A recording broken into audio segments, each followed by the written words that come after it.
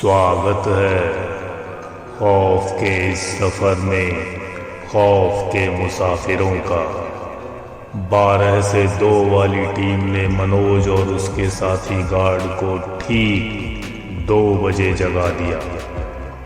मनोज के साथ ड्यूटी थी जितेंद्र शेखावत की। जितेंद्र, जिसे मनोज और उसके बाकी साथी शेखू कह के बुलाते थे। मनोज और शेखू दोनों अपनी अपनी लाठी लेकर पेट्रोलिंग के लिए निकल गए।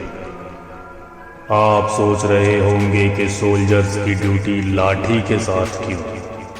इसकी वजह था वो 40 साल पुराना हादसा, जिसके बाद अंडर ट्रेनिंग सोल्जर्स को गन अलॉट करना बंद कर दिया गया था।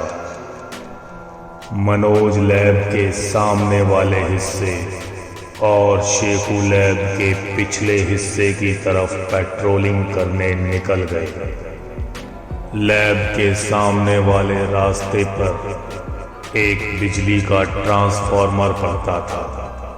मनोज जब पेट्रोलिंग करते हुए उस ट्रांसफार्मर के पास पहुंचा तो उसने देखा कि ट्रांसफार्मर से चिंगारियां निकलना शुरू हुई और फिर एकदम से ट्रांसफार्मर में आग लग गई। मनोज को लगा कि अब पूरे कॉलेज की बिजली चली जाएगी, लेकिन ऐसा कुछ भी नहीं हुआ। करीब 2 मिनट तक जलने के बाद ट्रांसफार्मर की आग अपने आप बुझ गई। जब मनोज ने देखा कि सब कुछ ठीक है, आग भी बुझ गई और बिजली भी नहीं गई, तो मनोज पेट्रोलिंग के लिए आगे बढ़ गया। ट्रांसफार्मर से थोड़ी दूर एक स्पीड पोल के पास पहुंचने पर मनोज ने देखा कि उस पोल की लाइट ऑफ हो गई। मनोज इस बात पर ज्यादा ध्यान न देते हुए आगे बढ़ गया, लेकिन जैसे ही वो 4-5 कदम आगे निकला तो उसने देखा कि पोल की लाइट फिर से ऑन हो गई। मनोज यूं ही चेक करने के लिए पोल के पास वापस गया और जैसे ही मनोज पोल के पास पहुंचा तो लाइट ऑफ हो गई।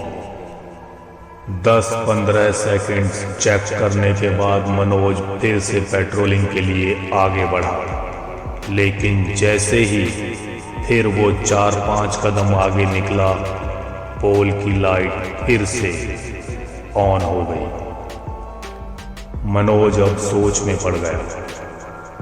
वो सोचने लगा कि आखिर ये सब हो क्या रहा है।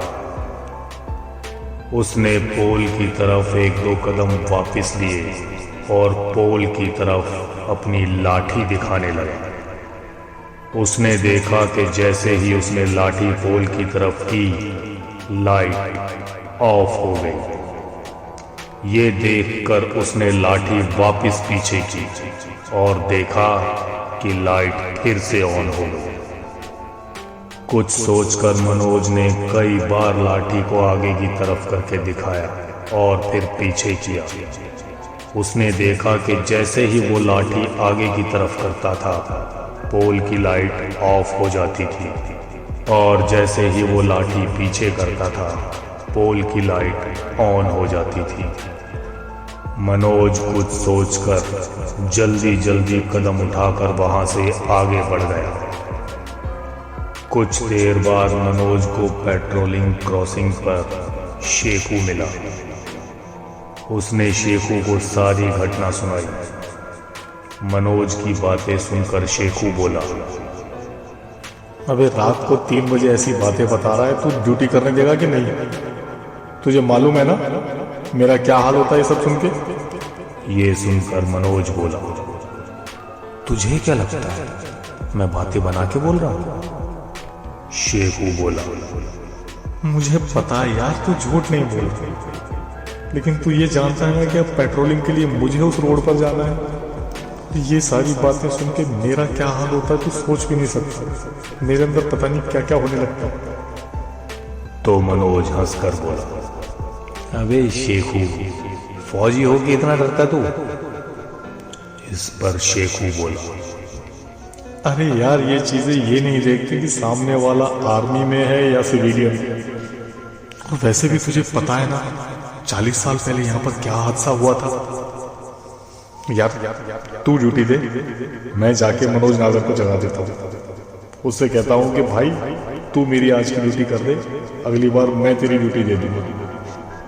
इस पर मनोज हंस कर बोला, चल ठीक है, तुझे जो करना है कर, मैं जा रहा हूं अपना राउंड पूरा करने, ठीक है? और ये कहकर मनोज आगे बढ़ गया।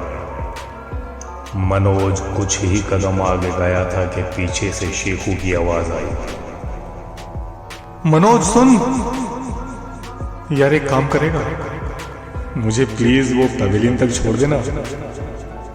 मनोज हंसकर बोला, कितना बड़ा डरपोक है तू। चल ठीक, चल मैं छोड़ के आता हूँ। और जब चलते चलते मनोज और शेखू दोनों उस पोल के पास पहुंचे तो मनोज ने पोल की तरफ इशारा करते हुए कहा, देख ये पोल है वो। मनोज का इतना कहना था कि पोल की लाइट फिर से ऑफ हो गई। ये देखकर शेखू घबरा गया और बोला, अबे मनोज जल्दी निकल यहाँ से, चल चल चल यार चल। दोनों जल्दी जल्दी आगे बढ़ गए और जैसे ही वो उस ट्रांसफॉर्मर के पास पहुंचे, ट्रांसफॉर्मर से फिर से चिंगारियां निकलना शुरू हुई। ये देखकर शेखू बहुत घबरा गया और अचानक से पवेलियन की तरफ भागने लगा। तो खौफ के मुसाफिरों, कहानी में आगे क्या हुआ ये जानने के लिए कहानी का अगला भाग ध्यान से सुने अगले एपिसोड में।